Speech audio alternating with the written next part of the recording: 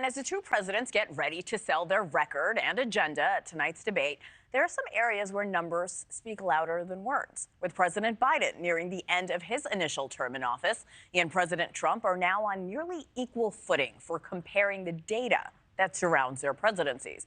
NewsNation's Tom Dempsey is crunching the numbers for us this morning. Good morning, Tom. So what does the data say about the top issues in this race? Let's start with immigration.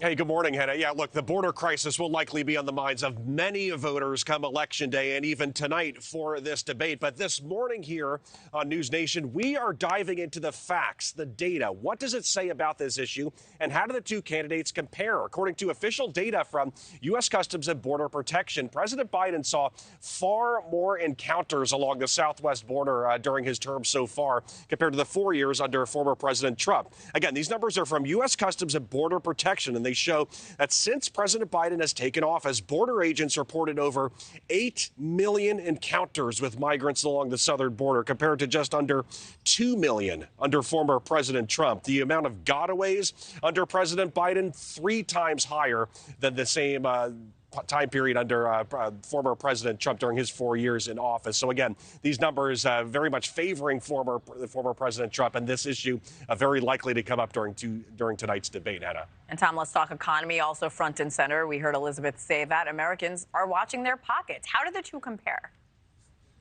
Yeah, look, this is something that impacts Americans at the grocery store, at the gas pump. And as we saw with the immigration numbers, those tend to favor former President Trump. But when we look at the economy, actually, there's several elements and several numbers that tend to favor President Joe Biden. There's a little bit of a caveat, though, because obviously the pandemic very much hurt some of the numbers against former President Trump during his time in office. Let's get right to these ones right here.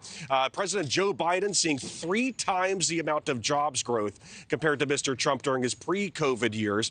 President Biden saw big growth in manufacturing jobs as well compared to Mr. Trump before the pandemic, which decimated job growth. The two competitors saw somewhat similar average monthly unemployment rates during their terms, but one of the biggest differences can actually be seen with inflation. Under former President Trump, we saw an average monthly inflation rate of just over 2% pre-COVID and just under 2% during the pandemic, while President Biden has seen inflation climbed to around 5.5% during his term, and Americans are still feeling the pinch, like we said, at the grocery store and at the gas station. So again, inflation, the border crisis likely to be very big topics at tonight's debate. Also, something important to note, Hannah, we are outside the Supreme Court here, where more opinions will come down at 10 a.m. Eastern time here in Washington, D.C., and we could see an opinion come down in former President Trump's immunity case dealing with his federal election interference case. So yet another thing to watch for possibly today, Hannah.